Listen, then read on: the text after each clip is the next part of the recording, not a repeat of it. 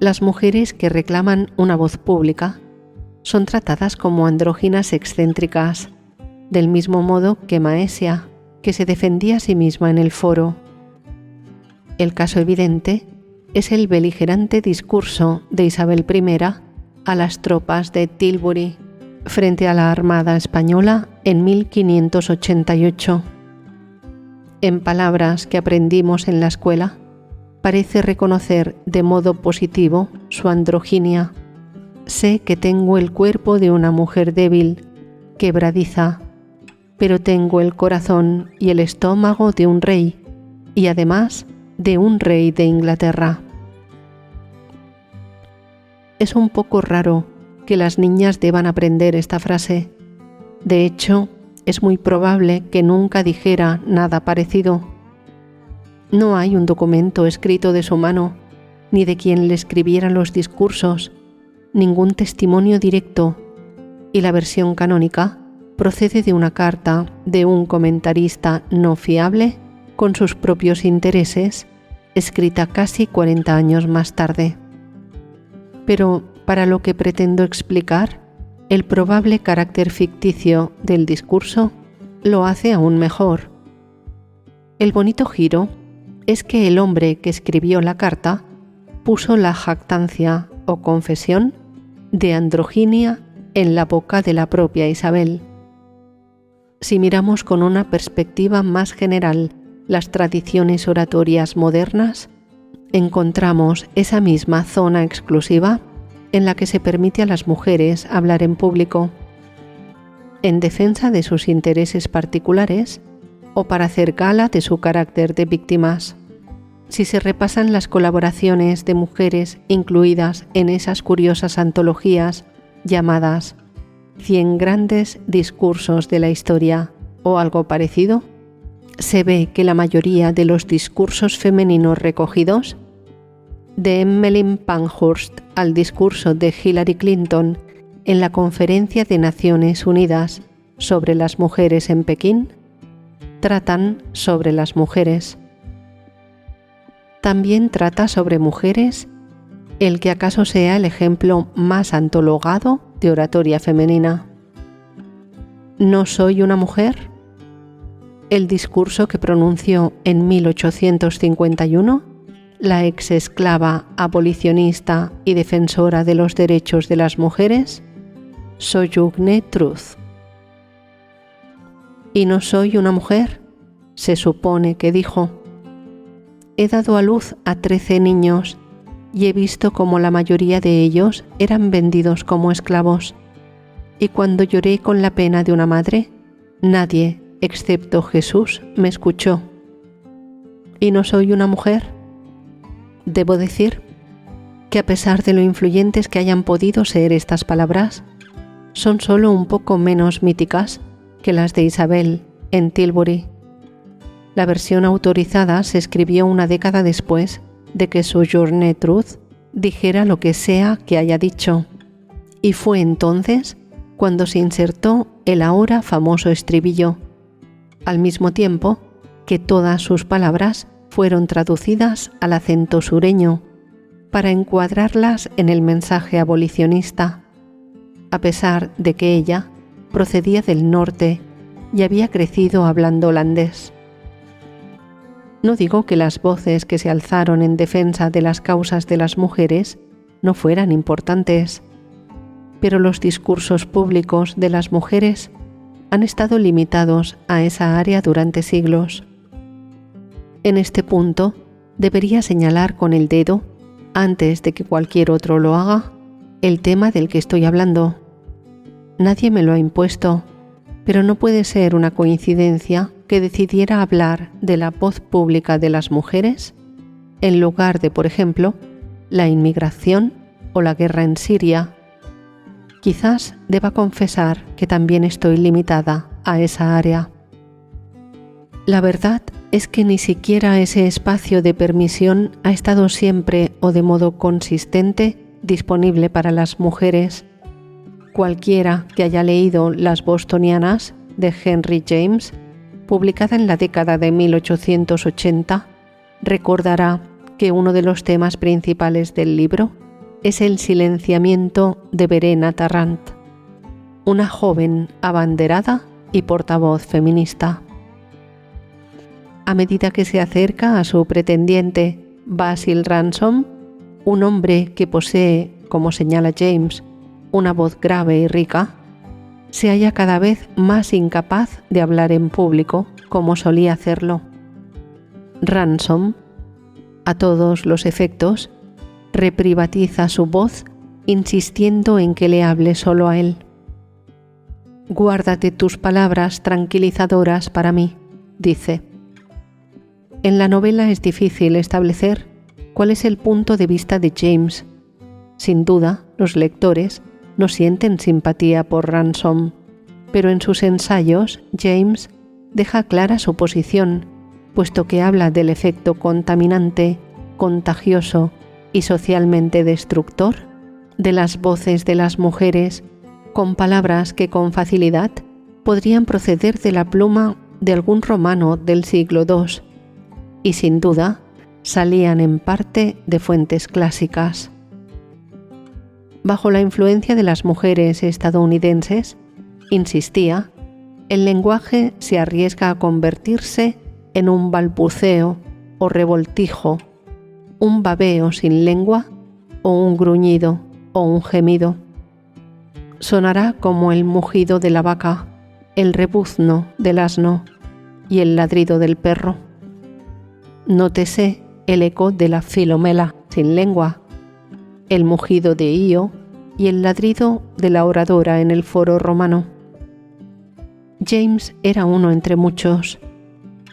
En lo que en aquel momento era una cruzada en favor de las costumbres honorables del discurso estadounidense, otros conocidos contemporáneos ensalzaron el dulce canto doméstico de la voz femenina, mientras que al mismo tiempo se oponían a su uso en el mundo en general. Y tuvieron lugar toda clase de exclamaciones sobre los delgados tonos nasales de los discursos públicos de las mujeres, sobre los suspiros, resoplidos, gemidos y relinchos, en los nombres de nuestros hogares, de nuestros hijos, de nuestro futuro y de nuestro honor nacional, dijo James una vez más, no tengamos mujeres así. Por supuesto, ahora no hablamos en esos términos descarnados, o sí, porque me parece que muchos aspectos de estas visiones tradicionales sobre la inapropiada naturaleza de las mujeres para el discurso público, unas visiones que, en lo esencial, se remontan a hace 2 milenios, todavía subyacen en nuestras ideas sobre la voz femenina en público y nuestra incomodidad con ella. Tomemos el lenguaje que aún utilizamos para describir la voz de las mujeres, que no está tan lejos del de James o nuestros pontificadores romanos. ¿Qué se dice de las mujeres que hacen afirmaciones en público, que luchan por lo suyo, que alzan la voz? Son estridentes, se quejan y gimen. Después de un episodio desagradable de comentarios en internet sobre mis genitales, tuiteé, con mucha valentía, pensé, que todo eso era un poco alucinante. Esto fue relatado por un comentarista en una gran revista británica con los siguientes términos: la misoginia es de verdad alucinante, gimio. Por lo que he podido ver en una rápida búsqueda en Google, el único otro grupo del que en Gran Bretaña se dice que gime tanto como las mujeres son los entrenadores impopulares de la Liga de Fútbol, cuando tienen una racha de derrotas. ¿Importan estas palabras? Por supuesto que sí, porque apuntalan un idioma que trata de eliminar la autoridad, la fuerza e incluso el humor de lo que dicen las mujeres.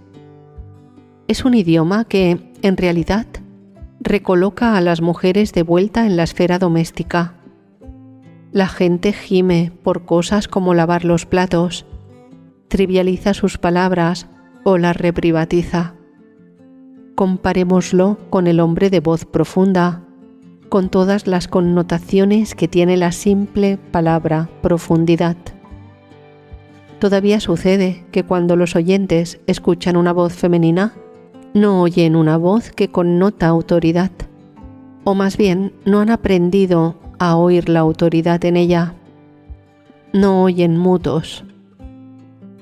Y no es solo la voz, puedes añadir las caras arrugadas o cuarteadas que denotan sabiduría madura en el caso de un hombre, pero demasiado vieja para mí en el caso de una mujer.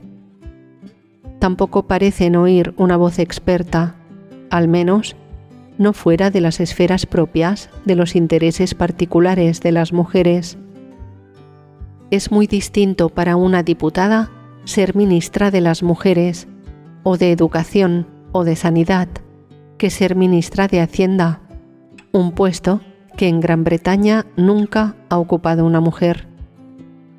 Y en el otro extremo, todavía vemos una tremenda resistencia a la intrusión femenina en el territorio discursivo, tradicionalmente masculino, sean los insultos arrojados contra Jackie Audley por tener la valentía de dejar las canchas de deportes femeninos para ser la primera comentarista mujer del programa deportivo Match of the Day, o lo que pueden encontrarse las mujeres que aparecen en el programa de debate Question Time, en el que los temas suelen ser característicos de la política masculina. Puede que no sea una sorpresa que el mismo comentarista que me acusó de gemir afirme llevar la cuenta de una desenfadada competición por quién es la mujer más idiota que sale en Question Time. Más interesante aún es otra conexión cultural que esto revela, que las opiniones impopulares, controvertidas o en todo caso distintas, cuando son expresadas por una mujer, se interpretan como indicadores de su estupidez. No es que no estés de acuerdo con ella, es que es idiota. Lo siento, cariño, pero no lo entiendes. He perdido la cuenta de las veces que me han llamado imbécil ignorante.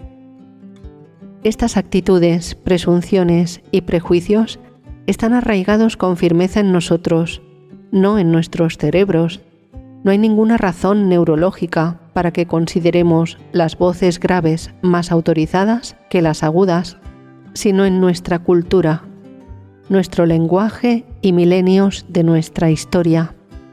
Y cuando pensamos en la infrarrepresentación de las mujeres en la política internacional, su relativa mudez en la esfera pública, tenemos que pensar más allá de lo que el primer ministro británico y sus colegas hacían en el Bullingdon Club, más allá del mal comportamiento y la cultura de colegueo de Westminster, más allá de los horarios conciliadores y las disposiciones sobre el cuidado de los niños, aunque todo eso sea importante. Tenemos que centrarnos en temas aún más fundamentales, relacionados con el modo en que hemos aprendido a oír las opiniones de las mujeres o, regresando a la viñeta de Punch por un momento, sobre lo que he llamado la cuestión de la señorita Triggs. No solo cómo puede entrar en la conversación, sino cómo podemos ser más conscientes de los procesos y prejuicios que hacen que no la escuchemos. Algunas de estas mismas cuestiones relacionadas con la voz y el género tienen que ver con los trolls, las amenazas de muerte y los insultos en Internet. Tenemos que andarnos con cuidado al generalizar con demasiada seguridad sobre los aspectos más desagradables de la web. Aparecen de manera muy distintas. No es lo mismo en Twitter, por ejemplo, que en la sección de comentarios de un periódico. Y las amenazas de muerte delictivas son algo muy diferente a los insultos sexistas y obscenos. Los destinatarios son gente muy distinta, desde padres en duelo por la muerte de sus hijos adolescentes a famosos de todo tipo.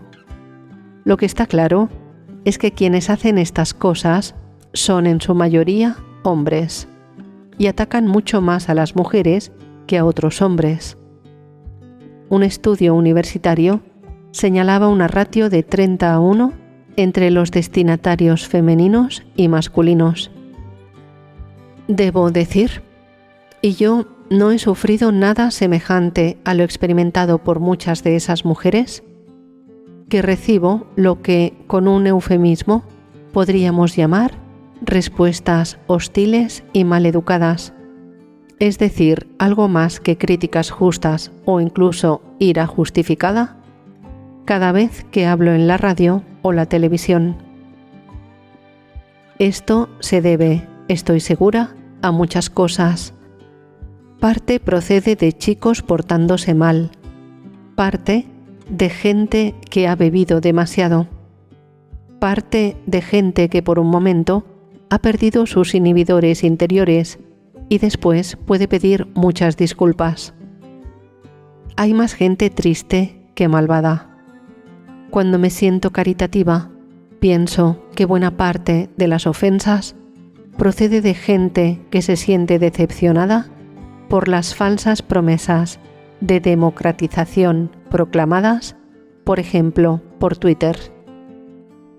Se suponía que iba a ponernos en contacto directo con los que están en el poder y abrir una nueva forma de conversación democrática. No hacen nada parecido. Si le mandamos un tuit al presidente o al papa, no lo leerán, como no leerían una carta, y en la mayoría de los casos, el presidente ni siquiera escribe los tuits que aparecen a su nombre. ¿Cómo iba a hacerlo? No estoy segura con respecto al papa. Parte de los insultos, sospecho, son un grito de frustración ante las falsas promesas que se dirigen a destinatarios tradicionales. Una mujer que no se calla. Las mujeres no son las únicas que se pueden sentir sin voz. Pero cuando más miro las amenazas y los insultos que reciben las mujeres, más creo que encajan en los viejos patrones de los que he venido hablando. Para empezar, no importa mucho qué postura adoptes como mujer, si te adentras en un territorio tradicionalmente masculino, los insultos te llegan de todas formas. Lo que los suscita no es lo que dices, sino el hecho de que lo digas. Y eso sirve también al detalle de las amenazas mismas. Incluyen un menú más bien previsible de violaciones, bombas, asesinatos y cosas por el estilo. Quizá ahora parece que me tomo la cosa con calma. Eso no quiere decir que no dé miedo cuando recibes los mensajes a altas horas de la noche. Pero una sección significativa tiene como objetivo silenciar a la mujer. «Cállate, puta», es un estribillo bastante común, o promete eliminar su capacidad de hablar. «Te voy a cortar la cabeza y luego te voy a violar», decía un tuit que recibí. Headless Female Epic, cerda sin cabeza, era el nombre en Twitter de alguien que amenazaba a una periodista estadounidense. A su manera, cruda y agresiva, trata de mantener a las mujeres lejos de la conversación de los hombres o a echarlas de ella. Es difícil no ver una ligera relación entre esos enloquecidos estallidos en Twitter, la mayoría de ellos no son otra cosa, y los hombres de la Cámara de los Comunes que interrumpen a las mujeres de forma tan ruidosa que sencillamente no se oye lo que dicen. Al parecer, en el Parlamento afgano desconectan los micrófonos cuando no quieren oír hablar a las mujeres. Es paradójico que la solución bien intencionada, que a menudo se recomienda cuando las mujeres sufren estos insultos, produce el resultado que quieren los que insultan: el silencio. No denuncies a los que insultan, no les prestes atención. Eso es lo que buscan. Cállate, te dicen, lo que equivale a permitir que los matones ocupen el recreo sin que nadie los desafíe. Ese es el diagnóstico. ¿Cuál es el remedio práctico? Como a la mayoría de las mujeres, me gustaría saberlo. No puede haber un grupo de amigas o compañeras de trabajo en el Reino Unido y quizá en el mundo que no haya hablado con frecuencia de los aspectos cotidianos de la cuestión de la señorita Triggs. En la oficina, en la sala de reuniones, en la cámara del consejo. ¿Cómo consigo que se oiga mi observación? ¿Cómo logro que se le preste atención? ¿Cómo consigo tener un lugar en el debate? Estoy segura de que algunos de los hombres también sienten eso, pero si hay una cosa que sabemos que une a mujeres de toda clase de orígenes, de todas las opiniones políticas y de todo tipo de negocios y profesiones, es la experiencia típica de la intervención fracasada. Estás en una reunión, haces un comentario, se produce un breve silencio y al cabo de unos segundos incómodos, un hombre retoma la conversación donde él la había dejado. Lo que estaba diciendo es que habría sido mejor ni abrir la boca, y terminas echando la culpa tanto a ti misma como a los hombres que parecen considerar el debate un club exclusivo. Quienes logran transmitir su voz adoptan a menudo una versión de camino andrógino, como Maesia en el Foro o Isabel en Tilbury, que imitaban de forma consciente aspectos de la retórica masculina. Eso hacía Margaret Thatcher cuando tomó lecciones vocales con el objetivo específico de hacer que su voz fuera más grave, para añadir el tono de autoridad del que, según sus asesores, carecía su voz aguda. Y eso está bien, en cierto modo, si funciona, pero todas las tácticas de ese tipo tienden a perpetuar que la mujer se sienta fuera, como alguien que imposta papeles retóricos que no posee. En pocas palabras, que las mujeres finjan ser hombres puede ser un remedio rápido, pero no llega al corazón del problema. Necesitamos pensar en cuestiones más esenciales sobre las reglas de las operaciones retóricas. No me refiero al viejo tópico de que, al fin y al cabo, los hombres y las mujeres hablan distintos idiomas. Si lo hacen, se debe a que se les ha enseñado idiomas distintos. Y sin duda no pretendo que caigamos en el camino de los hombres son de Marte y las mujeres de Venus. Mi intuición es que si queremos realizar un verdadero progreso con respecto a la cuestión de la señorita Triggs, tenemos que regresar a algunos primeros principios sobre la naturaleza de la autoridad oral, acerca de lo que la constituye y sobre cómo hemos aprendido a oír la autoridad.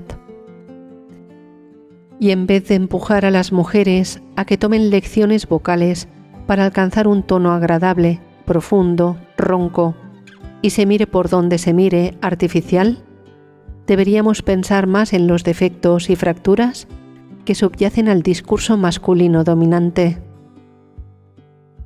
Aquí también puede ser útil fijarnos en los griegos y en los romanos. Si es cierto que la cultura clásica es en parte responsable de fuertes asunciones de género sobre el discurso público, el mutos masculino y el silencio femenino, también es cierto que algunos escritores de la antigüedad eran mucho más reflexivos que nosotros con respecto a esas asunciones aprendidas. Eran subversivamente conscientes de lo que estaba en juego en ellas. Los perturbaba su simplicidad, y sugerían una resistencia. Quizá Ovidio silenció con énfasis a sus mujeres a través de la transformación o la mutilación, pero también insinuó que la comunicación podía trascender la voz humana y que no se silenciaba de manera tan fácil a las mujeres. Filomela perdió la lengua, pero logró denunciar a su violador tejiendo la historia en un tapiz. Y esa es la razón por la que Lavinia de Shakespeare pierde las manos además de la lengua. Los teóricos de la retórica más inteligentes de la antigüedad estaban dispuestos a reconocer que las mejores técnicas masculinas de persuasión eran incómodamente similares a las técnicas de la seducción femenina, a su juicio. Les preocupaba la cuestión de si la oratoria era, por lo tanto, masculina de verdad. Una anécdota particularmente sangrienta muestra de forma vívida las guerras de género sin resolver que había bajo la superficie de la vida y el discurso público de la antigüedad. Durante las guerras civiles romanas que siguieron al asesinato de Julio César, Marco Tulio Cicerón, el orador y polemista más poderoso del mundo romano, fue asesinado. Sus verdugos llevaron triunfantes su cabeza y manos a Roma y las clavaron para que todos pudieran verlas en la tribuna de oradores del foro. Fue entonces, dice la historia, cuando Fulvia, la mujer de Marco Antonio, que había sido víctima de algunas de las polémicas más devastadoras de Cicerón, se acercó a echar un vistazo.